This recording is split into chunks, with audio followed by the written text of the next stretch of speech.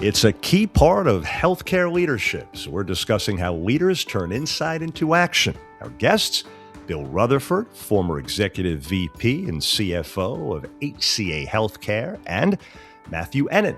He's senior VP of Finance for Ensemble Health Partners. Ensemble is one of ACHE's premier corporate partners. Our premier corporate partners supporting ACHE's vision and mission to enhance healthcare leadership excellence. For more information on Ensemble, please visit the corporate partners page at ache.org. This is the Healthcare Executive Podcast from the American College of Healthcare Executives. Thanks so much for joining us. I'm Joey Waller. Bill, Matthew, welcome. Welcome, Joey. Good to see you. Hi, Joey. Yes, same here. We appreciate the time from both of you. First, in terms of background, in a nutshell, Bill, how would you describe your tenure leading finance at HCA Healthcare? What stands out most to you? Well, I was fortunate. I spent 35 years as a financial executive within HCA Healthcare, playing in a variety of roles, both from corporate support as well as operational finance. I was over a group of hospitals for 10 years as roughly half the company. And then I got the opportunity to be the CFO of the entire organization. So really what stands out to me is the ability to help our organization navigate strategically and really focus on accomplishing our mission, which I think is why most people are in healthcare, which is try to impact people's lives. So that's what's most memorable for me during my career. Sounds great. And Matt, what perspective most of all do you provide at Ensemble working alongside health systems today? What makes my perspective somewhat unique is I get to see dozens of health systems operate under different circumstances, but they're all facing the same challenges: margin pressure, labor constraints, reimbursement uncertainty, and increasing complexity. And what I've found is while every organization is different, the patterns of what drives success and what holds organizations back are remarkably consistent. Interesting. So you see a common thread there for sure. So let's jump into it. As you both know, the CFO role, for instance, now spans things like strategy, operations, technology, change management, and mastering that complete business transformation is the new baseline for survival. So, Bill, what actually separates the CFOs that are adapting to that mandate from the ones that are falling behind? Well, the way I think about it, I think most CFOs today of any reasonably sized health system have evolved to really be a strategic leader for their organization. And they're at the table helping set strategic direction, allocating capital resources, and responding to various market dynamics within their institution. And so I think simply the ones that are doing well are the ones that are creating capacity for their organization and creating capacity for themselves professionally to be able to have the ability to respond to an ever changing and dynamic environment that they find themselves in. All right, creating capacity, certainly a clear way to think about that. And Matt, how is that expanded role showing up across the health systems you partner with? And how would you say leaders can bridge the gap between traditional financial oversight and frontline reality, if you will? Yeah, what I'm seeing is separating successful organization is their ability to connect the financial outcomes back to operational behaviors. Margins don't just deteriorate because of a spreadsheet problem, right? They deteriorate because something is happening operationally. Maybe length of stay has increased, patient access has become constrained, denial rates are climbing, or even labor productivity has drifted. The bridge between finance and frontline reality is visibility. The best CFOs aren't just reviewing the financial results at month end, they're creating systems that allow operational leaders to understand performance drivers in real time and take action before those issues show up in the financials. All right. Now, Bill, these numbers are eye-popping. When you're responsible for 184 hospitals across 21 states, as you've been, whew, every decision must be grounded in a clear understanding of what's driving results, right? So, what did your experience at HCA teach you about the difference between the factors genuinely improving performance and those that only appear to be? And how would you say CFOs bring that same discipline to their organizations today? Well, I think we prided ourselves in being a data-driven organization. And I think most CFOs, just by their nature, are data-driven. The key to me is making sure that data drives and correlates to really key business objectives you're in pursuit of. So you're always trying to draw the correlation between activity and results. And obviously, decisions based on data are going to be, I think, much more grounded, but you got to make sure that the areas that you're focusing your time and attention in, the resources you're applying, are really driving the key objectives for your organization. So it's a combination of not only having the data that guides your decision making, but make sure the areas that you're focusing your time and attention on are truly those that move the needle in terms of your strategic direction for your organization. And so, following up on that, Bill, from what I understand at HCA, clinical and financial performance were never separate conversations. When outcomes slipped, margins followed. So, with that being said, what's an example you can think of where a clinical signal showed up in the financials first, or maybe vice versa? And why do you think so many systems still run these as parallel tracks versus real alignment at the leadership table? We're always looking to integrate our clinical, operational, and financial teams together. We actually had an initiative we titled Clinical Excellence, which was to bring our clinical teams, our financial teams, and our operating teams together to tackle opportunities or challenges. It may have been bringing clinical and evidence-based protocols to a certain process, may have been around certain supply utilization or pharmacology use. And its focus always was centered around what's best for the patient. Are there ways you can reduce variation? And oftentimes those had a direct benefit financially. So I think just bringing the teams together in a kind of a what's today a cross-functional area and putting them in the same room, having common objectives, always I think is a positive movement. And we were very fortunate to have strong partnerships with our clinical teams and financial teams. Well, as you two well know, organizations seem to often get used to working around broken systems by adding people and stacking fixes until it feels normal, quote unquote. Complexity quietly erodes margin and slows decisions. So, Matt, where would you say health systems are overbuilding internally, especially in a revenue cycle? And how should CFOs pitch the trade off of building versus outsourcing to the board? I think many health systems today are unintentionally overbuilding around complexity. When a process breaks, the natural response is to often add people. Another issue appears and another team gets added over time. Organizations create layers of manual work, workarounds, specialized teams, and disconnected technology. And revenue cycle is probably one of the clearest examples of that in the healthcare space. Many organizations are attempting to solve increasing complex reimbursement challenges by continuing to add internal resources, but that approach eventually reaches a point of diminishing returns. The conversation shouldn't be framed as insourcing versus outsourcing. I believe it should be framed as how the organization gains access to scale, expertise, technology, and best practices in the most efficient way possible. When speaking with boards, I encourage CFOs to focus on outcomes rather than organizational charts. The question shouldn't be who performs the work. The question is whether the organization is achieving lower cost to collect, stronger cash flow, reduced denials, improved patient experience, and substantial financial performance. Picking up on that, Bill, where would you say that pattern Matt discussed there is showing up most today?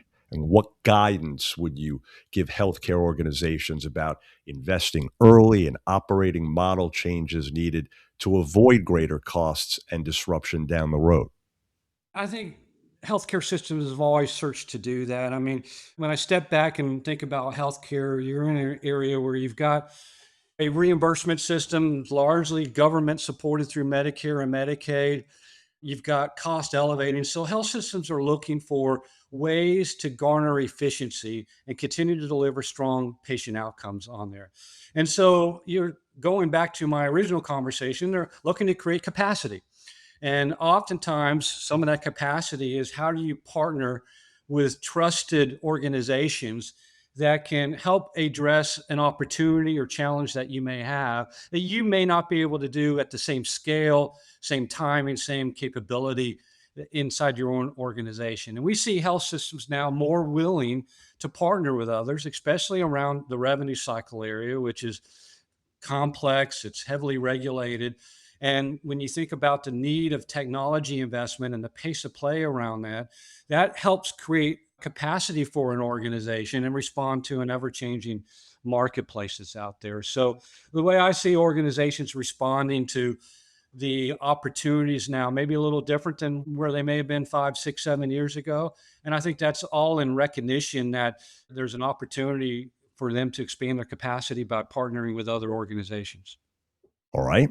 Well, strategy is the quote unquote easy part here, right? But execution is a system built on clear ownership and a rhythm where issues surface early on. So, Bill, what would you say that operating discipline looks like for a CFO here in 2026? Well, when I think about it and you step up and think about this broad concept of operating discipline and all that entails for a healthcare system, as we would think about a basic kind of flywheel of your operating model was to grow your presence in your market, expand your capacity in terms of services, make sure you're paid fairly for the services you provide, manage the costs that you have within your system, both labor, supply, and operating costs. Make sure you're deploying resources appropriately, both capital and operating. And lastly, make sure you got the right people, the right leaders in the right place. So it's a very complex operating environment and operating model for leaders to navigate. And so when I think about the discipline that it takes to manage that and navigate it, is to make sure you got clear business objectives, that you know the resource capability of your organization, where your strengths are that you can play to, and where you have opportunities. And don't be shy about finding others that you can partner with to fill in some of those gaps, either internally or externally on there. So I think the discipline really becomes from a full scale, looking at your operating agenda and looking at the business objectives you're trying to accomplish. Know where you have some opportunity and know where those resources might lie that can help your organization navigate those successfully. And Matt, how does embedded finance leadership help systems build that rhythm without running on heroics, so to speak? One of the biggest challenges I have seen is that many organizations are running on exceptional effort rather than repeatable processes. People work nights and weekends to close gaps. They solve problems through relationships and individual expertise. While that's admirable, it's difficult to scale and nearly impossible to sustain. Embedded finance leadership creates a connection between strategy and execution. Instead of finance operating as a reporting function, finance becomes an active partner helping operational leaders understand performance drivers, prioritize actions, measure results, and maintain accountability. The goal is to create a performance management rhythm where issues are identified early, ownership is clear, and progress is measured consistently. When that happens, organizations become less dependent on heroics and more dependent on the systems. That's where sustainable improvement comes from. Well, you've both done such a great job of comprehensively breaking this all down for us so far. But before we wrap up with a question I'm going to ask both of you about offering a real timely key piece of advice for those joining us going forward, I just want to backtrack for a moment or two and ask you both a little bit more about your backgrounds in this. Bill, what would you say first piqued your interest in doing this kind of work? What was it that made you say, this is what I want to do with my professional life? Well, I think anybody who's working in healthcare in the pursuit of impacting people's lives, that provides you, at least provided me the energy to get up every day and try to make a small difference.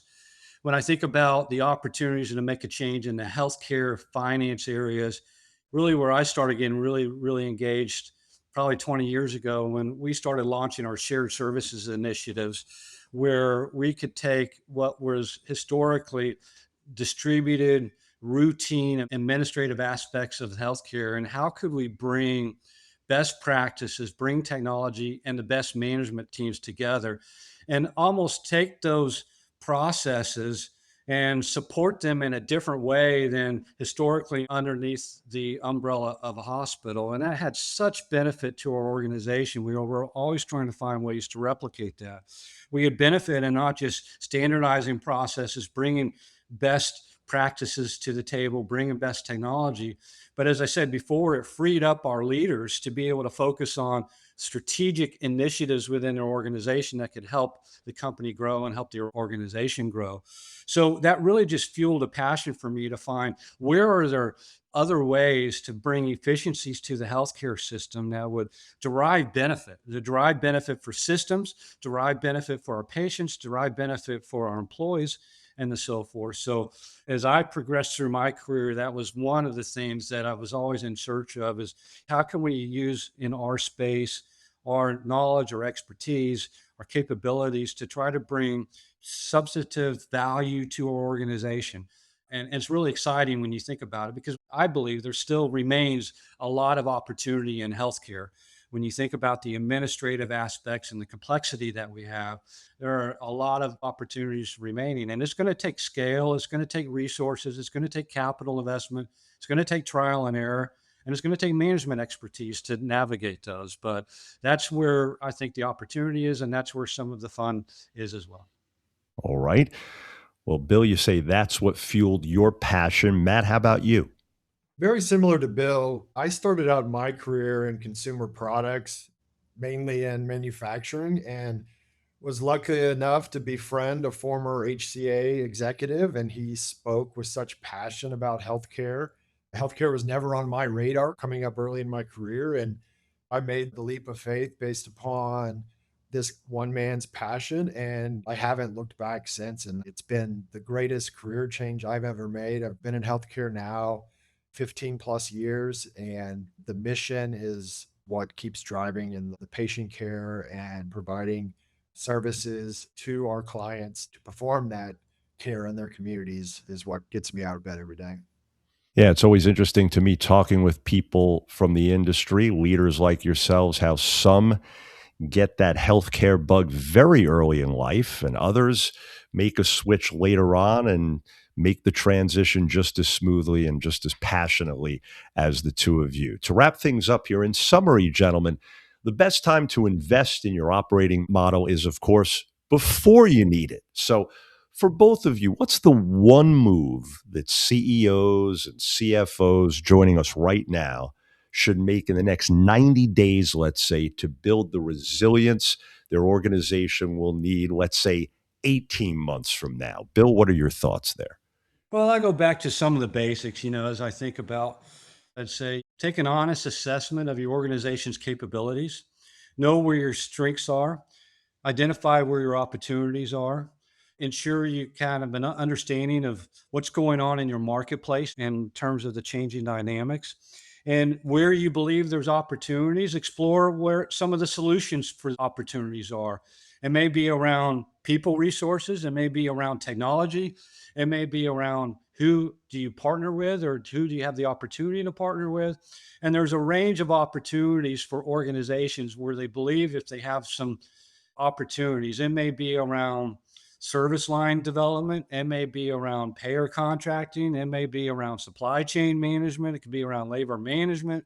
It could be around revenue cycle. But some of those organizations, you have strength and play to those strengths, but where you believe there's an opportunity for you to do better or to navigate or respond to a changing environment, explore what options are there for you. And Matt, your thoughts on that? My advice would be to identify, 2 to 3 operational capabilities that will really most determine your organization's future performance and honestly assess whether they're built to scale or not. For many health systems, that's revenue cycle, workforce productivity, data analytic capabilities. I think the organizations that will be strongest 18 months from now are the ones that are making those investments today. They're simplifying processes, creating better visibility into performance, strengthening accountability, and building operating models that can absorb future disruptions. The main takeaways I took from my time at HCA is that resiliency isn't built during a crisis, it's built before the crisis arrives. And I think that's a key for any healthcare organization today. And very well said there at the end. Well, the two of you certainly make all of this sound so relatively simple and doable. I'm sure that's just one of many reasons why you're both so good at what you do. Folks, we trust you're now more familiar with healthcare leaders turning insight into action. Bill, Matt, congrats on all your great work up until this point, and thanks so much again. Great. Thank you, Joey. Appreciate you. Thank you, Joey. Same here. And for more information, please do visit healthcareexecutive.org. If you found this podcast helpful, please do share it on your social media. I'm Joey Waller, and thanks so much again for being part of the Healthcare Executive Podcast from the American College of Healthcare Executives.